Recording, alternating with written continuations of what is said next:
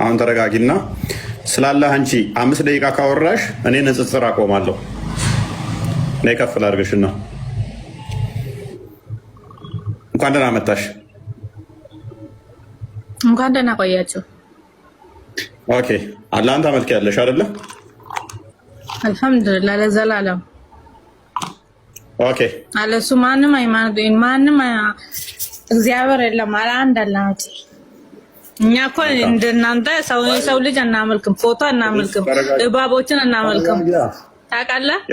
የሰው ልጅ የተወለደው በማጽ ምንድነው የምንቀባጠሪው? ስላላ ማውራት አይችሉም ብላችሁ ለዚህ ነው ስለኛ መሳደብ እንጂ ተረጋጊ እባክሽ። ስለኛ መሳደብ አንተ የተወለደውን በማጽን የተወለደውን እኮ አናመልክም እግዚአብሔር ነው ብለን በለሽ። ተረጋጊ እኮ ነው የተወለደ ኢየሱስ ክርስቶስ ጌታ ነው የምትሉት። አያችሁ ስላላ 5 ደቂቃ ማውራት አይችሉም ስላችሁ ለዚህ እኮ ነው። በስድብ ሃይማኖት እኮ ስድብ። ተረጋጊ። ጭንቅላት አልባላህን እያመለክሽ እንዴ? ጭንቅላት የሌለው አካል እኮ የምታመልኪው። ኡፋይ አላህ ማለት እኮ አንተ ፈጣሪ ማለት እግዚአብሔር ማለት እኮ ነው አይደለም? አረ እንደዛ ነው። ተሳሳ ዋይ ማሩፍ ትቀጥላለህ። ነጃት ተረጋጊና 5 ደቂቃ እድልሽን ተጠቀሚና እኔን ንጽጽር አስቆሚኝ። ስላላህ 5 ደቂቃ አውሪና አሁን ማይክሽን አንቺ ቀስ በይና ተረጋጊ። ማይክሽን አንሺው። ሚዩት ነሽ፣ ሚዩት ነሽ፣ ሚዩት ነሽ። ሄሎ ሄሎ። ቆይ ትቀጥላለህ። አንተ ማንን ነው የምታመልከው? የቱ እግዚአብሔር ነው የምታመልከው? ቆይ አንተን ልጠይቅ፣ የትኛው እግዚአብሔር ነው የምታመልከው? ስለዚህ 5 ደቂቃ ስላላ ማውራት አችም ማለት ነው አይደለም? ስለ 5 ደቂቃ 10 ደቂቃ አይደለም። የትኛው እግዚአብሔር ነው የምታመልከው አንተ? አንቺ የትኛውን አላህ ነው የምታመልኪው? እጅ ያለውን የሌለውን? እኛ አላህ አልተታየም እስካሁን ማንም አናግሮት አያውቅም። አልተታየም። እንደ ሰው አልበላም፣ አልጠጣም፣ አይወልድም፣ አይዋልድም። ፕሊዝ ቀደም ብያችኋለሁ። እቺ መፈክር ማንም አላየውም፣ ማንም አላናገረውም ማለች። ታዲያ አላህ መኖሩን ራሱ ማን ነገረሽ? ለማንም ጋር ካልተነጋገረ እንዴት? እሱ እኮ አይወልድም፣ አይዋልድም ከሰው ማለት ነው። አልበላም፣ አልጠጣም እንደኛ ሰው ጋር ላገባው ወይ በማፀን እኮ አልተወለደም። እኛ ፈጣሪ በማፀን አልተዋለደም። እሱ ተፈጥሮ እኔ እህቴን ልድርለት አይደለም። እጅ ያለውን አላህ ነው የምታመልኪው፣ እጅ የሌለውን እያልኩሽ ነው። ሚስቴን ልዳርለት አልኩሽ እንዴ ነው ያላህን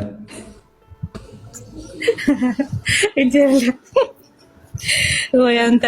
እሺ ቆይ ከአንተ የክርስትና ሃይማኖት ነጃት ከምር በጣም እንትን እያልሽ ነው። አይ ነው ሽፍት ለማድረግ እየሞከርሽ ነው ርዕሱን እና እናረጋጋውና አላህ እጅ ያለው ብለሽ ነው የምታምኚው የለውም ብለሽ ነው የምታምኚው?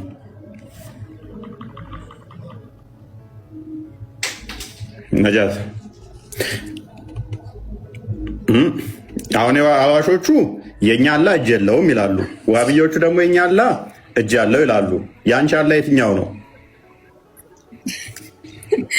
እኛ እኮ ሙስሊም ነን እንጂ አባሾች ምናምን የሚባል ነገር የለም። እኛ ሙስሊም ነን ጎበዝ። ስለኛ እኮ እናንተን አይመለከታል። እኛ ነን የተከፋፈልነው እንጂ የክርስቲያን ሃይማኖት እኮ አይመለከተውም። አበሽዬ ምናምን ለመከፋፈልሽ አይደለም እኮ። ያንቺን አላህ አስተዋውቂኝ። እጅ ያለው ነው እጅ የሌለው ነው?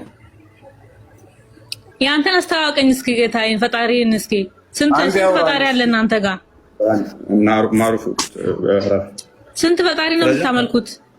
ነጃት አታውቂም ማለት ነው። ጎበዝ አታውቂም አይደለም? እሱ ችግር የለውም። አንተ ጋር አወኩም አላወኩም ምንም አዋቂ ሰው ጋር ነው የሚዋራው ሰው። አንተ እኮ በቃ 5 ደቂቃ መሳደብ ብቻ ነው እንጂ ምንም የምታስተምር ነገር የለም። ነጃት ምንም የምታስተምር ነገር የለም። ጥላቻ ነው የምታስተምረው፣ ስድብ። እናንተ መጽሐፍ ቅዱስ እኮ ስድብ ነው የሚያስተምረው። እስካሁን እየሰማን ነው። ከአንተ እኮ ምንም የተማር ነገር የለም። ሰው እኮ ከአንዱ እስምና ወይም ከአንዱ እንትን እኮ ይማራል ሰው። ነጃት ሃይ ምን ሆነሽ ነው ነጃት? ጥያቄ እንዴት መሰለ? የዛኔ ኃጢአት ሰርተዋል አዳምና ሔዋን። ማን አሳስቷቸው? ሰይጣን አሳስቷቸው። ኦኬ ሰርተው ነበረ።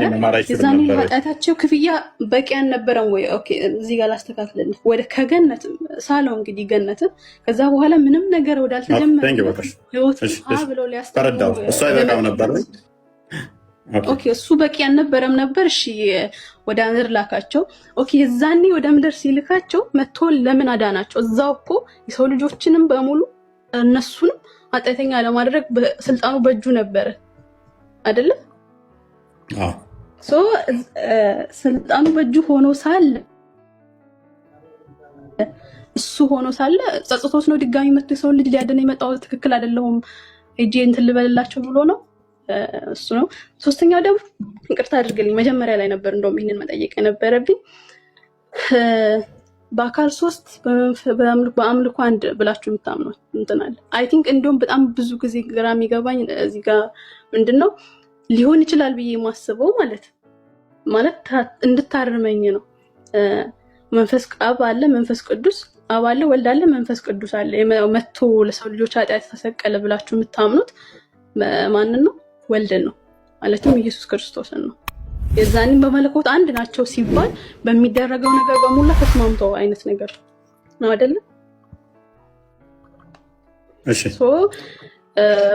ተስማምተው እሱ ተነጥሎ መጥቶ አድኖ ነው ኦር መጀመሪያ ባደረገው በቃ ብቻ ለምን መጣ? መጀመሪያ ኃጢአተኛ አለማድረግ ሲችል ይቅር ማለት ሲችል ይቅር ብሎ ብቻ ወደ ምድር ማውረድ ሲችል ለምንድን ነው እንትን ያደረገው? ሲቀጥል ደግሞ የሰው ልጆችን በሙላ ኃጢአተኛ ያደረገው አሁን መምጣቱ የከነከነሽ ለምንድን ነው? እሱ እዚህ ድረስ መምጣቱ የእሱ አሳስቦች ነው ወይንስ ደግሞ አሁን ለሰው ልጆች ሁሉ ኃጢአት መጣ መባሉ አክቹዋሊ እሱን አርምሻለሁ በኋላ ጤናማ አይደለም እሱ መሸከሙ የእኛን ኃጢአት ጤናማ አይደለም ብለሽ ታምኛለሽ? እንደዛ ሳይሆን ችግሩ መጀመሪያ ላይ እንትን ሊሆን ይችል ነበር። አይሚን ስልጣኑ በእጁ እስካለ ድረስ ተመልሶ እዚህ ምድር ላይ መምጣት አይጠበቅበትም ነበር። መጀመሪያ ላይ ከአዳም ጋር ቢወርድ ኖሮ ኦኬ አይሚን ሰዎችን ምናምን ብዬ ወስደው ነበረ። ግን መጀመሪያ በሙሉ ይቅር ማለት ሲችል ለምንድን ነው ምድር ከሆነ አዳም ከመጣ ከ700 ምናምን ዓመታት በኋላ መጥቶ ለሰው ልጆች ኃጢአት ተሰቀልኩ ማለት ያስፈልገው? መጀመሪያ ይቅር ማለት ሲችል? ይሄ ነው ጥያቄ። ሙይት ላድርግልህና መልሰልኝ። ይሄ እኛ ጋር በጣም የተብራራ ነው። መጽሐፍ ቅዱስ ግልጽ ነው። ዘፍጥረት ምዕራፍ 1 ላይ እግዚአብሔር ሰውን ከፈጠረው በኋላ የገዥነት ስልጣን ሰጥቶታል። ዘፍጥረት ምዕራፍ 1 ቁጥር 27 እና 26 ላይ በምን አይነት ሁኔታ እንደሚፈጥረው ነገረው። ከዛ በኋላ 8 ላይ ተፈጠረና ገዢ ተደረገ፣ የሁሉ ገዢ ሆኖ ተሾመ። ምዕራፍ 2 ላይ ግን ሀፊዝ ሚውታርክ ገና ሳላወራ ጣልቃ ልገባ ታስባለህ? እኔ እሷ ምን ያህል እንዳዳመጥኳት አላየህም? ጥያቄ ስጠይቅ እንኳን ሚውታርክ ጋር ዳምጣ። ዘፍጥረት ምዕራፍ 2 ላይ ግን የሰው ልጅ እኛ ምድር ነው የተፈጠረው ብለን ነው ምናምነው እንትና ኔምለስ። ስለዚህ ነገር ግን ወደ ገነት ገብቷል። ገነትን በጸጋ አገኛት ማለት ነው። ጸጋ ማለት ስጦታ ነው። በስጦታ ተሰጠው። አንቺ ለምሳሌ ቤት ውስጥ አልነበርሽም፣ የሆነ በረንዳ ነበርሽ፣ የሆነ አካል ቤት ውስጥ አስገባሽ። እዚህ ውስጥ ቢ ጠጪ ተቀመጪ ያለሽ። ነገር ግን አንድ ህግ ሰጠ እግዚአብሔር። ዘፍጥረት 1:28 ላይ ገዢ አድርጎ ሲሾም በሁሉ ላይ ነው የሾመው። የሰውን ልጅ የበላይ አድርጎ ሾሞታል ማለት ነው። ሁሉ እንዲገዙለት አድርጎታል።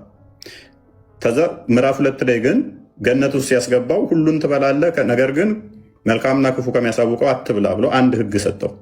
ያቺ ድንበር ትባላለች። በሰውና በእግዚአብሔር መካከል ያለ ድንበር። አዳም የሁሉ ገዢ፣ አዳምና ሔዋን የሁሉ ገዢ ሲሆኑ ስቲል እነሱ ደግሞ የእግዚአብሔር ተገዢ መሆን አለባቸው። ተገዢነታቸው ለመታወቅ ደግሞ አንድ ህግ መጠበቅ ነበረባቸው። ያችም ህግ የፍቅር ህግ እንላታለን፣ ወይንም ደግሞ ድልድይ ነች ከእግዚአብሔር ጋር እና በሰው መካከል ያለች። ያችን በመጠበቅ እነሱ ደግሞ ተገዢ መሆናቸውን የሚያሳዩባት። ነገር ግን ዘፍጥረት ምዕራፍ 3 ከቁጥር 1 ጀምሮ ሴጣን በእንትን መጥቶ ወደ ሔዋን ይገባል። ስለዚህ ያስታታል። አስቀድሞ ዘፍጥረት ምዕራፍ 2 ላይ ግን እንዳበላ ከበላይ ሞት ትሞታለህ የሚል ትእዛዝ ነበረ ማለት ነው። ስለዚህ በላ። ዘፍጥረት ምዕራፍ 2 ላይ ትእዛዙን የተሰጠውን ዘፍጥረት ምዕራፍ 3 ላይ ሳተው ማለት ነው። ሲስተው እግዚአብሔር ምን እናምናለን እኛ? ፈራጅ ነው፣ ይቅር ባይ ነው ብለን እናምናለን። ፍርዱ ይቅርታውን ያልሻረ፣ ይቅርታው ፍርዱን ያልሻረ፣ ሁለቱም ልብ በይ፣ ሁለቱንም ያልሻረ መሆን አለባቸው። አንቺ ልጅሽ ከማጥፋቱ በፊት እንዳታጠፋ፣ ካጠፋ ገርፋ አለው ትይዋለሽ። አጠፋ። ካጠፋ ወዲያ ልታዩ ትችያለሽ አንቺ ሰው ስለሆንሽ። እግዚአብሔር ግን እንዳታጠፋ ካጠፋ ትሞታለህ አለው። ቢተወውስ የሰይጣን ቃል ትክክል ይሆናል። እግዚአብሔር ውሸታም ይሆንና ሎቱ ስብሐት ሴጣን ትክክል ይሆናል። ምክንያቱም ሴጣን ቻሌንጅ ያደረገውን ብሎ ነው ብትበሉ አትሞቱም። ሆን ብሎ እንደሱ እንደምትሆኑ ስላወቀ እግዚአብሔር ፈርቶ ነው እንጂ ብትበሉት አትሞቱም ብሏቸዋል።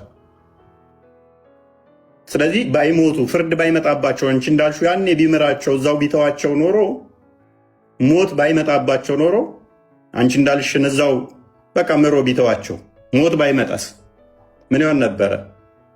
እግዚአብሔር ውሸተኛ ይሆንና ሴጣን ትክክል ይሆናል።